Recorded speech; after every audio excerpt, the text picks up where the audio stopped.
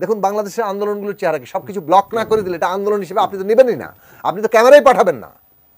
দিনের পর দিন সমাবেশ করেছি, ক্যামেরাই পাঠান নাই। তো এই যা বাস্তবতাটা কিন্তু আছে। সাংবাদিকদের ফার্স্ট পেজে কোন নিউজটা আসে, এই সমস্ত জিনিস কিন্তু এগুলোর সাথে যুক্ত। কাজে আমরা মনে করি যে ধরেন বদলানোটাও একটা পুরো মানে প্রক্রিয়া, এটা একটা একটা সার্বিক ব্যাপার। আপনার মিডিয়ার দৃষ্টিভঙ্গি সবচেয়ে বড় প্রথম হচ্ছে রাষ্ট্রের দৃষ্টিভঙ্গি, কর্তৃপক্ষের দৃষ্টিভঙ্গি, যে একটা যখন দাবি উঠেছে সেটা শান্তিপূর্ণভাবে উঠলো, সেটাকেই সবচেয়ে গুরুত্বের সাথে নেওয়া দরকার, যাতে করে ওই বিবেচনাবোধটা মানে সবাই দেখতে পায় যে না সরকারের কাছে আমরা দিয়েছি, সরকার এটা নিয়ে কাজ করবে। তখন কিন্তু আপনি প্রতিবাদের জায়গাতে মানে ভায়োলেন্ট হওয়াটা আপনি এত সহজে দেখবেন না। এখন পুলিশ যদি মনে করে ভাই আমার উপরে হামলা করেছে, আমি খালি এই জায়গাটাতে ধরেন মনে হয় যে উভয় মানে মানে পুলিশের দিক থেকে আরো অনেক বেশি দৃষ্টিভঙ্গিগত এবং কিভাবে ম্যানেজমেন্ট তার স্কিল বাড়ানো যাবে সেই বিষয়ে গুরুত্ব। আপনি বলছিলেন আমার কাছে মনে হয়, যেটা মনে হয় যে বিদেশ যাও, আমি এগেন বললাম যে মালিকদের মধ্যে এখানে ভাগ করা দরকার। আশা করি তারা এই বিষয়ে যথেষ্ট নজর দিবেন অথবা দিচ্ছেন।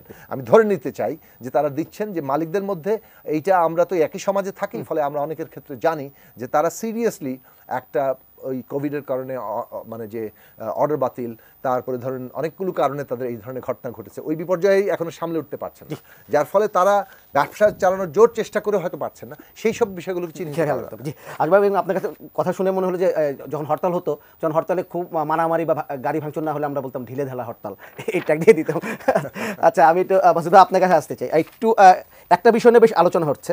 সার্জিস আলম তিনি তার এলাকায় গিয়েছেন, তিনি প্রায় খানিক গাড়ি নিয়ে তিনি শোডাউন করেছেন। এটি নিয়ে বিএনপির পক্ষ থেকেও মির্জা ফখরুল ইসলাম আলমগীর দিয়েছেন যে যারা 100 গাড়ি নিয়ে শোডাউন করে তারা কী করবে আমাদের জানা আছেন। আজকে যেটি হয়েছে, জাতীয় নাগরিক পার্টির যিনি জ্যেষ্ঠ যুগ্ম সদস্য সচিব তাসমিন জারা, তিনি একটি ফেসবুক স্ট্যাটাস দিয়েছেন এবং তিনি সার্জিসের কাছে জানতে চেয়েছেন যে এই যে এত বড় একটি শোডাউন করলেন, সেই টাকার ব্যবস্থাপনা তিনি কোত্থেকে করেছেন সেটি জাতির সামনে বলা দরকার। আপনার কাছে মন্তব্য জানতে চাই। তাসনিম জারা যেটা বলেছেন, আমি মানে খুবই হ্যাপি যে উনি ওনার দলের ভেতর থেকেই প্রশ্নটা তুলেছেন। এই ধরনের অ্যাকাউন্টেবিলিটি থাকা উচিত, ট্রান্সপারেন্সি থাকা উচিত, তো সবার ক্ষেত্রেই থাকা উচিত। বিচ্ছিন্নভাবে যেমন সার্জিস আলমের থাকা উচিত, ওনার বলা উচিত যে উনি কীভাবে কেন এই কাজটা করেছেন, কীভাবে করেছেন এটুকু বললেই হবে না, কেন করেছেন এটাও বলতে হবে।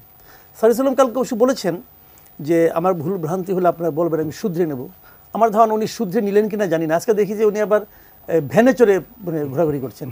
এখন এটা কি মানে ওইটা থেকে শুধরে ভ্যানে আসলেন কিনা আমি বলতে পারবো না, এটা উনি করছেন। মানে উনি আসলে পুরোদস্ত নেমে গেছেন, এটা ভালো, এটা নিয়ে আমার কোনো আপত্তি নেই। এলাকার লোকের পাশে থাকাটা তো অতি উত্তম। আর ওনারা এখন তো ক্ষমতাবান, ওনারা চাইলে এলাকার কিছু পরিবর্তন করতে পারবেন, প্রশাসনকে কাজে লাগাতে পারবেন, এটা নিয়ে আমার কোনো আপত্তি নেই। তাসনিম জারা যে কথাটা বলেছেন, এই কথাটা আমি মনে করি খুবই গুরুত্বপূর্ণ। আমি তাসনিম জারাকে রিকোয়েস্ট করব, আপনি তো ছিলেন এই যেদিন আপনাদের ঘোষণা হলো 28শে ফেব্রুয়ারি, সেদিনও তো আপনি ছিলেন, ওখানে একটা বিশাল সমাবেশ করেছেন। সেই সমাবেশের ব্যয় সম্পর্কে আমি প্রশ্ন করেছি, আর অনেকে প্রশ্ন করেছে।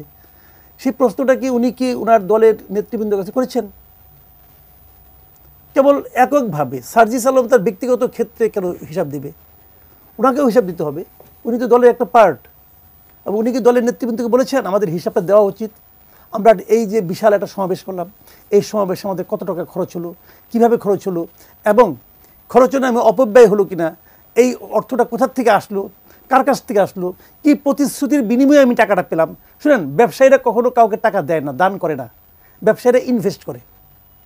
তো ব্যবসায়ী যখন আপনাকে 10 টাকা দিয়েছে, সেখানে এটা ইনভেস্ট করেছে, সে আপনার কাছ থেকে 10,000 টাকা আদায় করে নেবে। সে আদায়ের জন্য আপনি তাকে সম্মতি দিয়েছেন, অথবা মৌন সম্মতি দিয়েছেন, অথবা নিজেকে বিক্রি করেছেন। কীভাবে বিক্রি করেছেন, কে কে বিক্রি হয়েছে, এই হিসাবকে আমরা পাবো, আমাদের হিসাবটা চাই। অথবা হোটেল ইন্টারকন্টিনেন্টালে ওনারা যখন প্রায় 1,500 লোকের জন্য ইফতারি ব্যবস্থা করলেন, সেই টাকাটা কোত্থেকে আসছে? তাসনিম জারাকে সেই হিসাবটা চেয়েছেন? আমি তাসনিম জারাকে অবশ্যই ধন্যবাদ জানাবো। এখন যে বলেন যে উনি ওই দুইটা চান নাই, এইটা চাইছেন, অথবা আমি ধন্যবাদ জানাবো না, তা না। কিন্তু ওনার প্রত্যেকটা কাজের জন্য ওনাকে ধন্যবাদ অথবা নিন্দা আমি করবো। কিন্তু এটা চেয়েছেন, আমি ধন্যবাদ জানাচ্ছি। কিন্তু আপনার অন্য দল যখন বড় বড় হোটেলে ইফতার পার্টি করে, তখন তো আমরা তাদের কাছে জানতে চাই না যে আপনার টাকা কই। কে বললো চাই না? আমরা চাই, হয়তো সেই চাওয়াটা আমরা প্রকাশ করার সাহস পাই না। ওই দলগুলো কীভাবে চলে আমরা জানি। আমি একটা এক্সাম্পল দিয়ে বলি আপনাকে, তাহলে আপনি জিনিসটা আরও ক্লিয়ার হবে। এস আলমের এই টাকা পয়সার হিসাবে প্রথম যে বড় রিপোর্টটা হলো, ডেইলি স্টার করেছিল। উনি কীভাবে $10 বিলিয়ন বাইরে পাঠিয়েছেন হয়েছিল। ওই রিপোর্টটা হওয়ার পর আওয়ামী লীগের শীর্ষ পর্যায়ের কোনো নেতাকে দেখেছেন যে তার সমালোচনা করতে, বলতে এস আলম কাজটা ঠিক করে না, তো এস আলমকে জবাবদিহি করা হোক? কেউ বলেছিল? করেনি। আর রাষ্ট্র তাকে সাপোর্ট দিয়েছে। বরং এক বিচারক রাষ্ট্রে বেলা সে বলছে এটা নিয়ে অমুক তারিখ পর্যন্ত 6 মাস তদন্তই করা যাবে না। এনায়েতুর রহিম নামে এক বিচারক ছিলেন, ওই বিচারক এটা বলেছিলেন। উনি আবার আওয়ামী লীগের বিরাট ঘনিষ্ঠ লোক। এবং মানে তদন্তই করা যাবে না। স্বাভাবিকভাবে কী হতে পারতো, যে দ্রুত তদন্ত করা হোক, কারণ ওই রিপোর্ট ঠিক কি বেঠিক দেখি আমরা। কিন্তু উনি তদন্তই বন্ধ করে দিয়েছিলেন। কেন দিয়েছিলেন বুঝতেই পারেন। আচ্ছা, এটা গেলো একটা পার্ট। ওই সময়ে আপনি পত্রপত্র এগুলি ঘাটেন, বিএনপির কোনো শীর্ষ পর্যায়ের নেতা এই হিসাব চেয়েছিল এস আলমের কাছে? চাইনি। কেন চাইনি? তার মানে এই সমস্ত অর্থ পাচারের ক্ষেত্রে দুই দলই এক। তখন কেন চাইনি? আপনারা বলবে যে আমরা ভুলে গেছিলাম, অথবা অন্য কিছু, তাদের ভোলার অভ্যাস আছে। ধরুন বললো ভুলে গেছিলাম, অথবা ততটা গুরুত্বপূর্ণ মনে করে নাই, তাও তো হবে না ভাই, ওটা তো গুরুত্বপূর্ণ বিষয় ছিল। কেন চাইলেন না আপনারা? আমি শুনি এই অন্তত, আমি দেখি নাই। যদি কেউ দিয়ে থাকেন তার জন্য আমি এটা দেখতে চাচ্ছি। তো এরকম ওই দলগুলি এরকম করে, এটা তো নতুন দলের জন্য উদাহরণ হতে পারে না। আমরা তো ক্লান্ত হয়ে গিয়েছিলাম আওয়ামী লীগ বিএনপি করতে করতে। আমরা তো একটা তৃতীয় শক্তি চেয়েছিলাম, যারা নাকি বিকল্প শক্তি হিসেবে আসবে এবং যারা প্রতিটা ক্ষেত্রে নতুন উদাহরণ তৈরি করবে। তো এরা তো নতুন উদাহরণ তৈরি করতে পারছে না। এদের উপর ভরসা করেছিলাম, হতাশ বেশি হচ্ছে এই জন্য। যাদের উপর ভরসা করি না তাদের নিয়ে তো আমার টেনশন নাই, যাদের উপর ভরসা করি তাদের নিয়ে তোমার টেনশন। জুনায়েদ স্যার, আপনার কাছে আসবো। আপনি যদি রাজনীতিতে থাকি সব কিছু মিলে, যে আপনি আপনার এলাকায় যখন নির্বাচনে যান, আপনাকে তো আমি কোনোদিন দেখিনি যে বা আমাদের খেলা আসেনি এত বড় শখানে গাড়ি নিয়ে আপনি শোডাউন করবেন, বা এমন প্ল্যান কি আপনার আছে কিনা যদি আগামী নির্বাচনে যখন প্রার্থী হবেন? দেখুন, কে কোন ধরনের প্রচারণা করবে, শোডাউন করবে, সেটা তো আসলে যার যার রাজনৈতিক চর্চা কিংবা মানে লক্ষ্য এগুলোর সাথে সম্পর্কিত আর কি।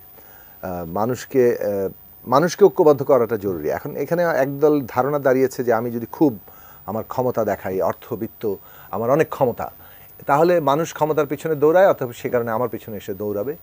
তো এইটার ক্ষেত্রে যে জিনিসটা ঘটে, যে সুযোগ সন্ধানীদের মানে বেশি কি বলে শুরু হয় আর কি, তৎপরতা শুরু হয়। তো এই সুযোগ সন্ধানীরা যদি একটা দলের প্রধান বিষয়ে দাঁড়িয়ে যায়, তাহলে সেই দলের পক্ষে কোনো আদর্শগত লক্ষ্য কিংবা একটা ধরনের এই যে বৃহত্তর স্বার্থ এগিয়ে নিয়ে যাওয়া কঠিন হবে। কারণ যখন একটা দলের প্রধান শক্তি হয়ে যায় সুযোগ সন্ধানীরা, তারা প্রত্যেকেরই কিন্তু পার্সোনাল এজেন্ডা আছে। সেই এজেন্ডাতে হ্যান্ডেল করতে করতে আপনার দিন শেষ হয়ে যাবে, আপনি কোনো গ্রেটার ইন্টারেস্ট সার্ভ করতে পারবেন না। তো গঠনগত সমস্যা, যেমন ধরুন আমাদের এখানে পেট্রন ক্লায়েন্ট রিলেশনশিপ, এখানে সব রেন্ট সিকিং।